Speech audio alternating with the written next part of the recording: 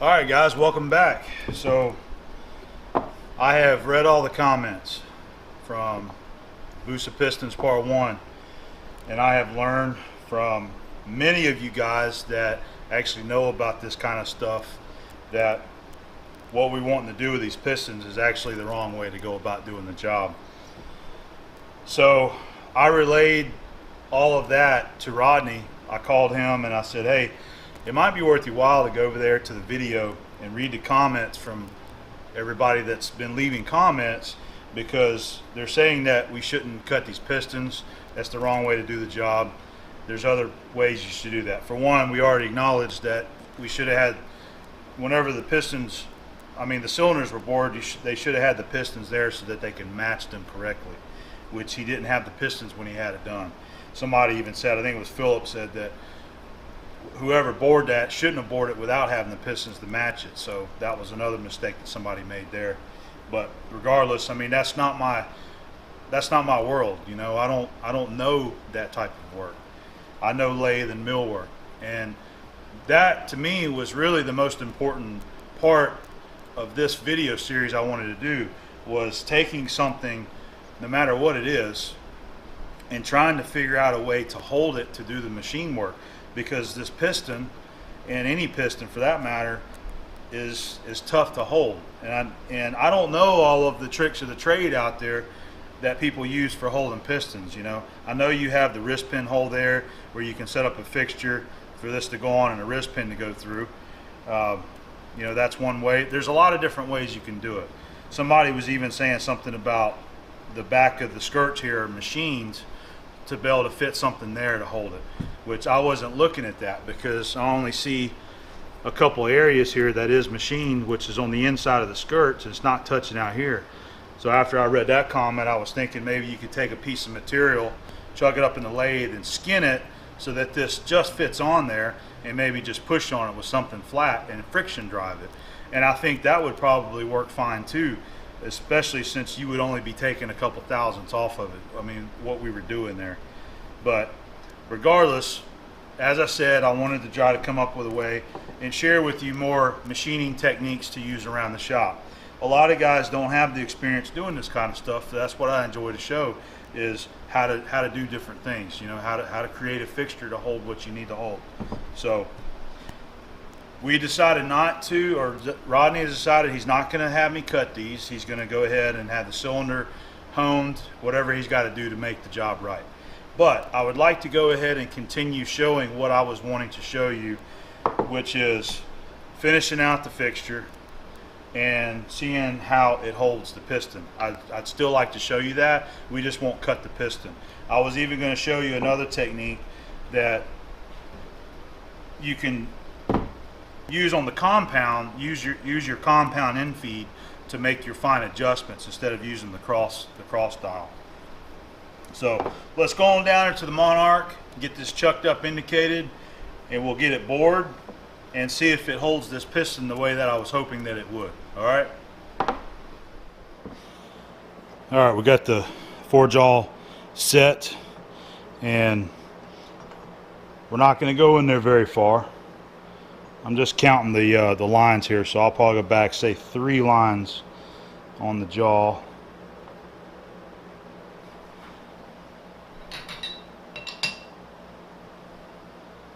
And then I look at the top jaw and get it the same way, and then look down here on each side and just try to get it even.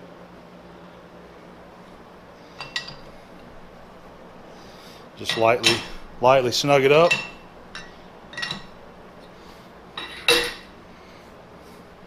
And we'll start with the face first. I'm going to use this indicator right here. This is one that I just got back from Mark Rakowski, MR Tool Repair. I had him refurbish it. I found this indicator at work in a box of junk, and it was destroyed. The stem right here, this was messed up. It was bent. The bezel was gone. I'm sorry, the crystal was gone. Everything was dirty, and it was not working right. And I sent it to him. He got it fixed up, looking and functioning like a brand new indicator. So I got a few of them, and I'll be showcasing a few of those on another video coming real soon. So I put the wide radius tip on the end of it, because we're going to be skating across that split right there.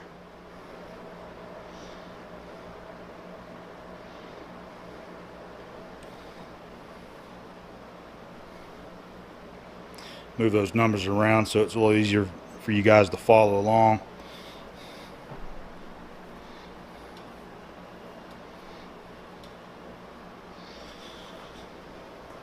Okay.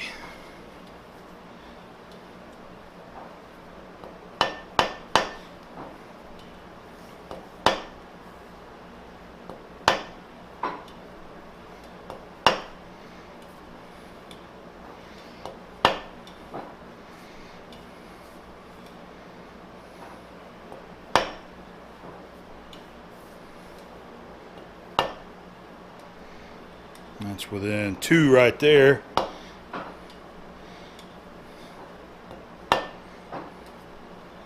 Alright, that's a thou. Alright, I think that's going to be good enough for the face for now. And we'll go ahead and move to our OD here.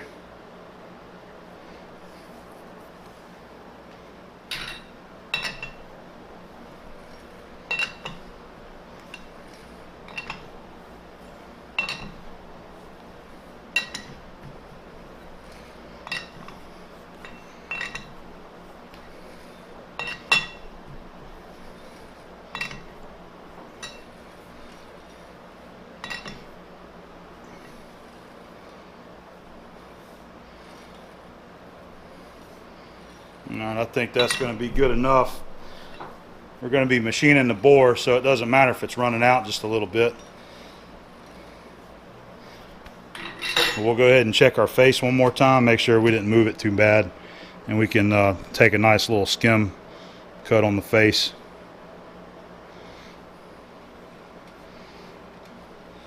Moved it a little bit. That's about 3, maybe 3 thou.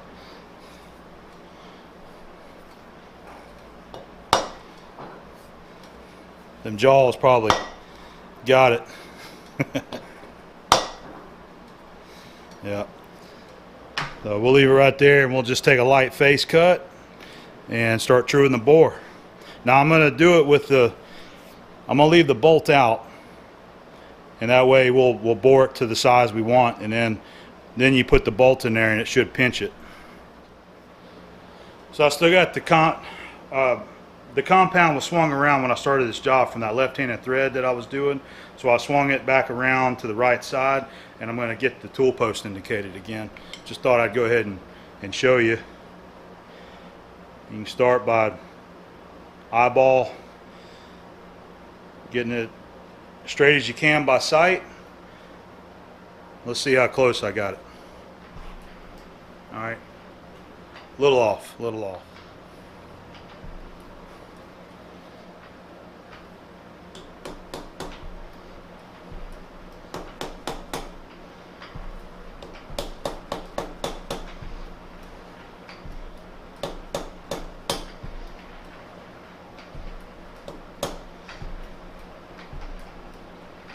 That looks close enough for what we need.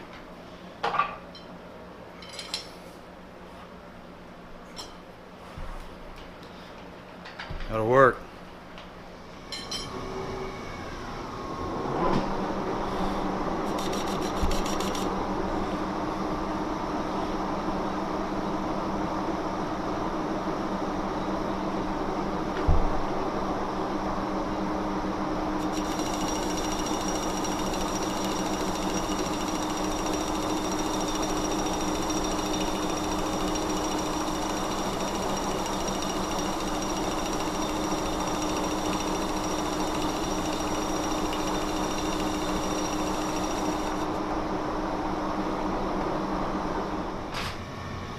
Alright, we got our bar set up. I've got the depth set.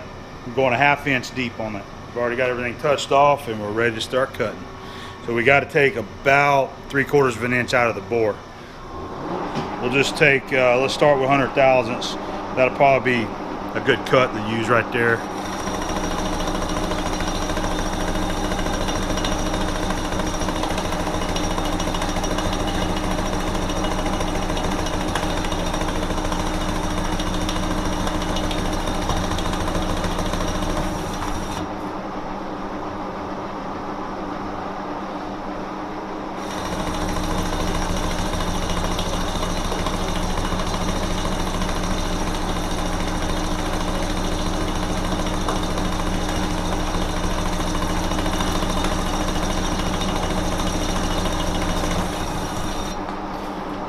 Alright, we'll just keep doing this and get it roughed out.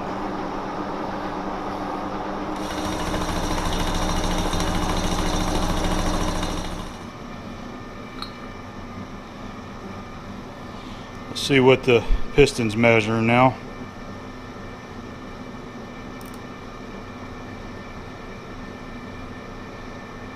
About 246.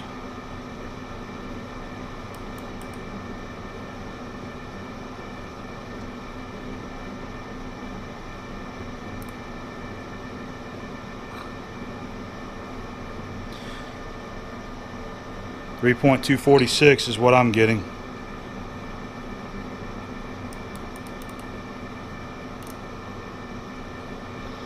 Yeah, 3.246. So let's try to get our bore machine to maybe 246 and a half, 247.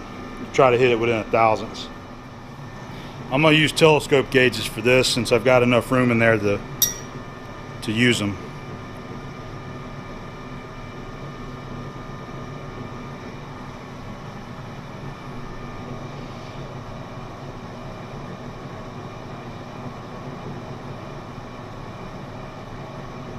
Alright, we're about 221 right now. About 25 thousandths or so. We'll sneak up on it. We'll just take we'll take 10 thousandths here, and then we'll mic it again. We'll probably make like 3 passes on this.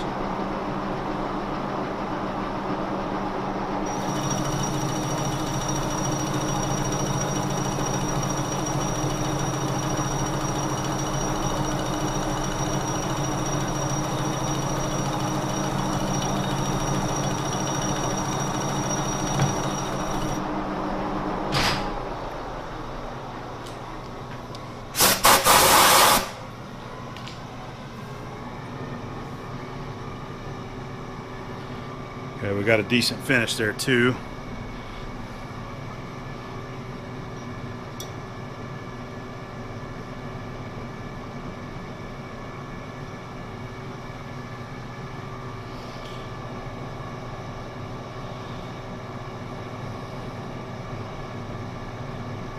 .33.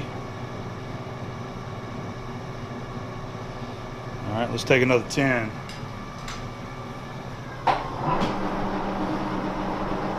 Go ahead and try to maybe improve our finish just a little bit with just a dab of cutting oil.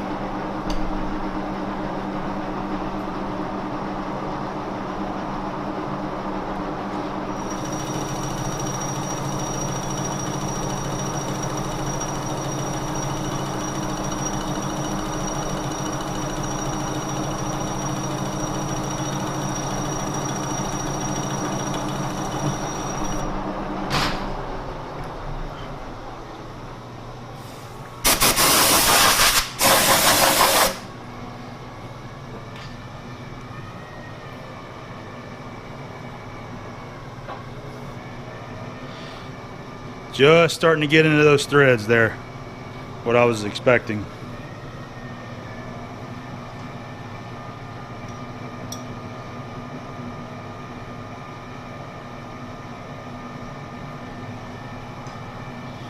All right, let's see if we can hit our target. It's not going to be much. We need 1, 2, 3, maybe 3 to 4 thousandths. Let's go ahead and double check ourselves.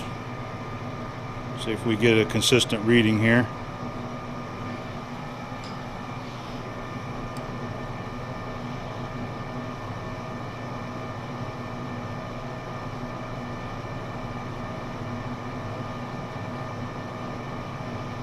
Okay.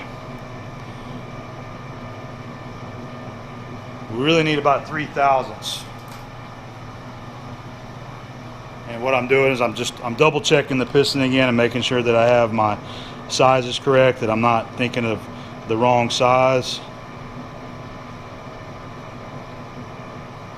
Okay. That's not much with that insert tool, so what I want to do is, before I even dial it in, I want to see if it's going to cut. Yeah, it's cutting a little there. And that may be taking what we need.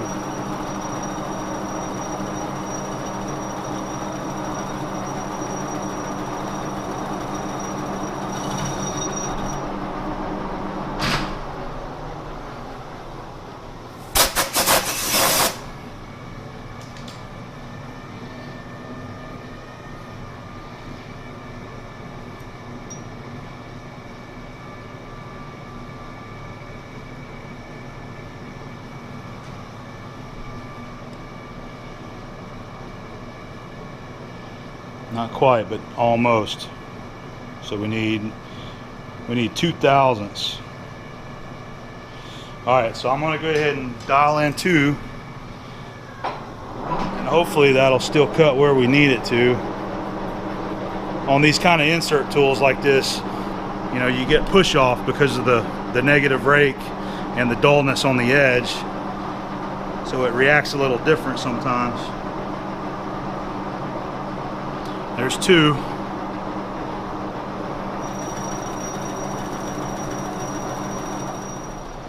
I'm going to check it before I face the back side there.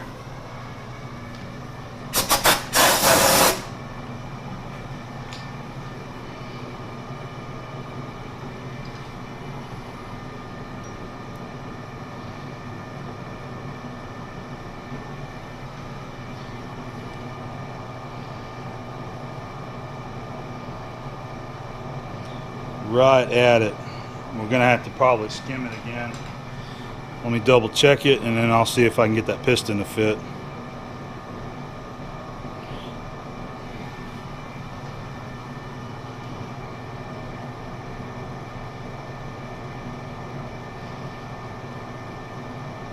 We're a few tenths off. I'm not quite to the 46 mark.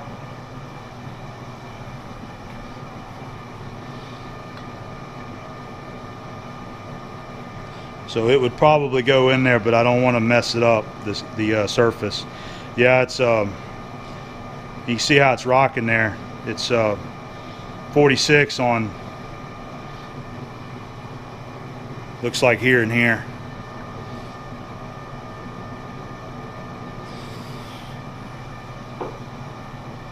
Let's see if we can get about a half a thou or so.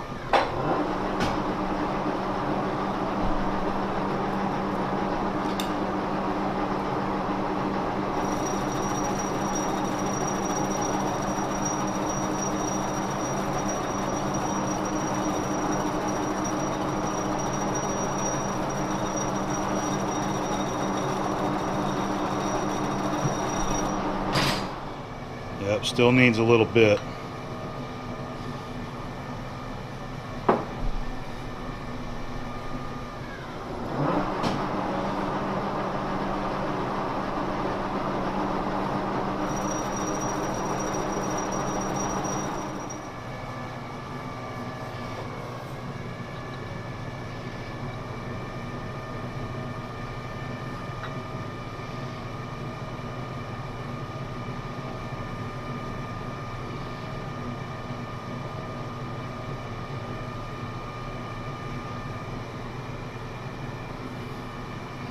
Still tighter than what I want it to be. I have to just keep taking it out.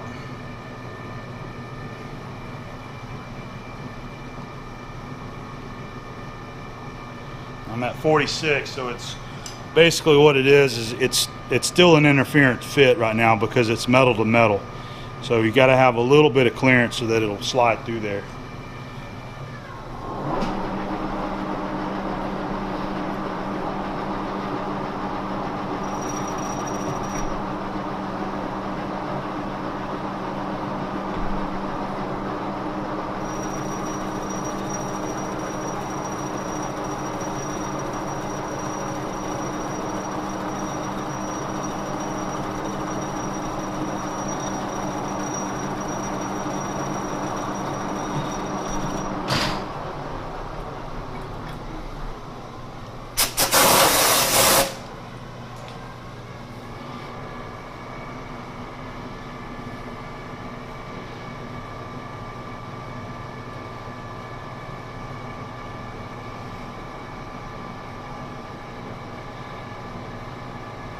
There we go. All right, it's working its way up in there now.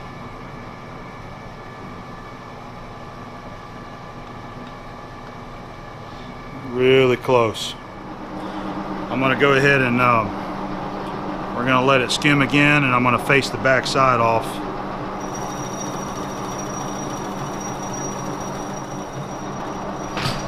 And what I got to do is I got to change the feed direction there.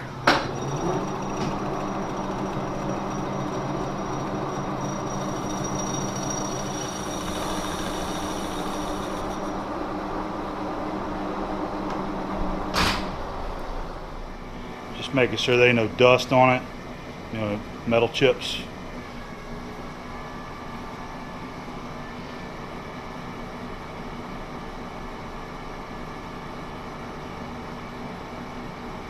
Alright, there she is. Let me find my bolt here. We'll see if it'll tighten up.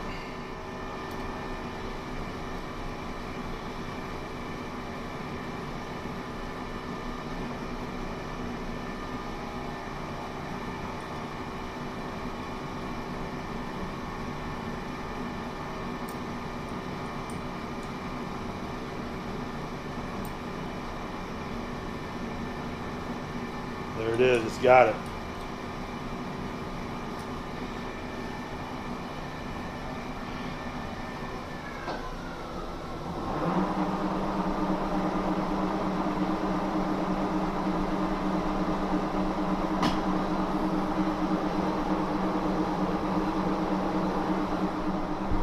Just going to go ahead and hit the chamfers like it needs to be.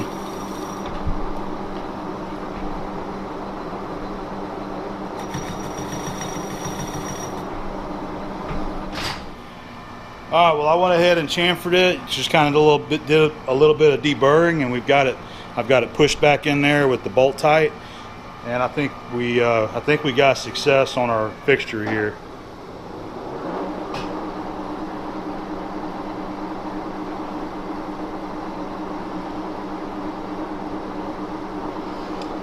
It may be a little hard to indicate though because of it not being machined round. I guess I could just check the peaks and let's see what it does. So from side to side, it's got about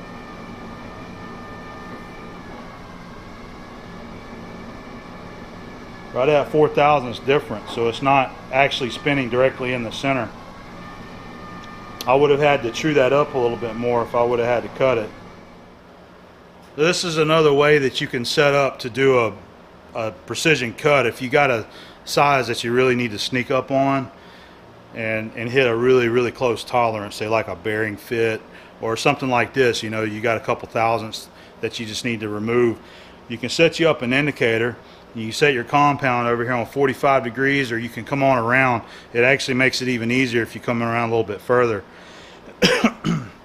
I just set it at 45, and I've got a 10th indicator on here. This is one of my stare at 10th indicators. And what you can do, this is kind of like Heath Fender, I believe he calls it, like, you know, it's a dashboard. It's easier to read this dial here than to try to sneak up on with these dials here. So you can come over here and you can just lightly start touching that dial, and you can see this dial moving, and you can keep up with that. But you got to remember that you got to double it, so because this is only moving one side. So if you move that thing 2/10 here, it's actually going to remove 4/10 on your part. But that's just an easier way to remove a very minute amount of material each pass without risking dial in a thousandths here or a thousandths there, and then it ended up taking more than you want. You can do the same thing. I mean, you can mess with this dial right here and do the same thing. Having a 10th indicator really helps on a situation like that. You can just really fine-tune those readings right there. So that's just another way. This was how I planned on cutting that if we did that. So I wanted to share it with you anyway, because maybe this will help you out sometime in the future. So that's going to finish up this video here. I wanted to go ahead and finish out what I was doing to show you the fixture that I had in mind to be able to hold this piston, and I think it worked out pretty good. So just keep that in mind. If you ever have something funky like that you got to hold, you take a piece of steel and modify it and make it as a clamp system, kind of like a collet. So it was a learning experience for all of us, I think, and I really appreciate the comments that you guys have been giving me, the constructive criticism about stuff like this. You know, again, this is not in the automotive world, in the engine parts world, that's not something that I've dealt very much with. So the processes that are involved in making parts like a piston and the reason why they're machined the way they are is not something that I've been around. I don't have a lot of knowledge on that. So it was great hearing from you guys that do live that world, you know, and share that knowledge with me. That way I'm not making a mistake and costing Rodney a mistake on his end too. So again, he said he's going to go ahead and grab these, and I believe he said he'll go ahead and see about having the cylinders match bored to it, or match honed, something like that. So anyway, that's going to be it. I guess we'll see you on the next job. All right.